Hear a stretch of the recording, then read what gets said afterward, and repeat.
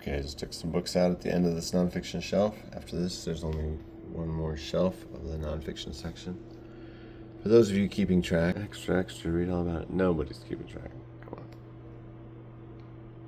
But it's good. I think it's good for a book collection to have a robust nonfiction section. Nonfiction. There's many nonfiction sections. Southwest, Science, Powell Glen Canyon, New Mexico, Art Crit, Lit Crit, Film Crit, paperback nonfiction, Overflow, books about writing, more Art Crit, Lit Crit, Film Crit, oh, and memoir. I love just quote-unquote nonfiction stuff that finds its way into that big pool. Anyway, baby squirrel. It's usually your mom's spot. A third cat is coming to stay for a little while today. Not allowed to have 3 cats here, but it's temporary. My daughter's cat, but it's baby squirrel's sister and Prismo's child. It's a great beauty. Prismo had 3 kids, probably all from different fathers. From a time when she got out for like 2 hours. Prismo. But I loved all those kittens.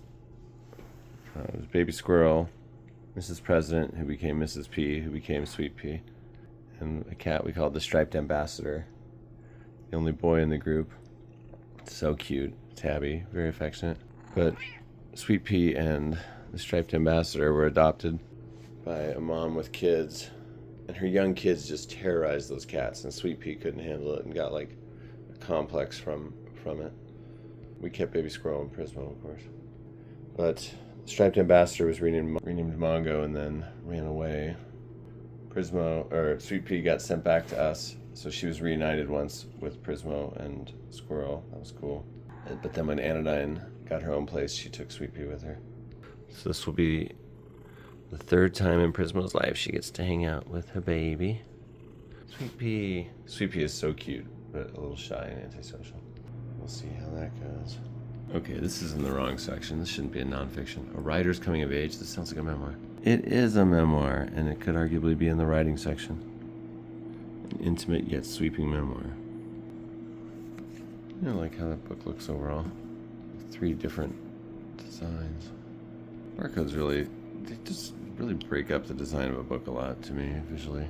Maybe they'd look better if they were centered and smaller. There's Scarlots. Strange sort of literary troll figure on Twitter. Tweet things like, people that have skeleton decorations are insensitive to people that have died and people that have death in their family. Something like that. Interesting. I think you would like the Day of the Dead celebration in Guatemala.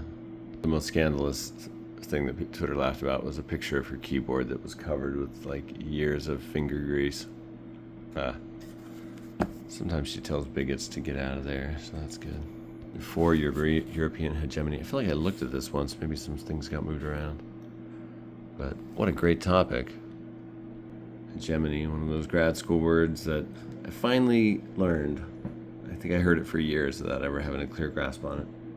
It just means, dominance and power by a group. Before European hegemony, the world system, AD 1250 to 1350. Kitties, do you understand that Sweet Pea's coming? Are you excited? Well, this looks like a good one. Academic, but chunky. A beautifully written work with scope.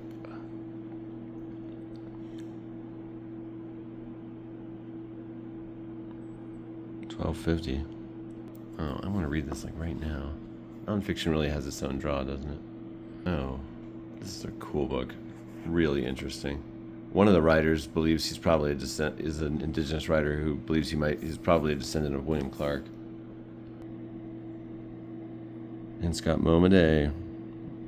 Read House Made of Dawn earlier this year for the paperback project. I'm reading every book on a paperback bookcase. Loved it. It's a good book.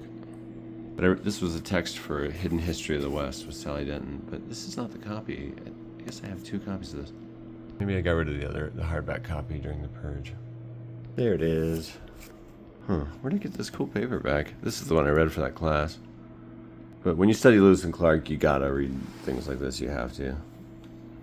Otherwise, it's just, helping promote a myth. Manifest destiny. What impact did immediate or close range did Lewis and Clark's journey have on the Indians whose homeland they traversed? Very good book, highly recommended. If you're in Albuquerque, hit me up. I'll give you one of these copies. These might go into the Southwest section. I mean, they did traverse the Intermountain West, but I don't think of them as Southwest. This is one of my favorite poetry collections. It's so good. Actual Air by David Berman. He was the singer of the band The Silver Jews back in the day and wrote this wonderful book of poetry. What a lyrical gift he had. This book was recommended by Lisa Barrow, my good reading friend. Snow.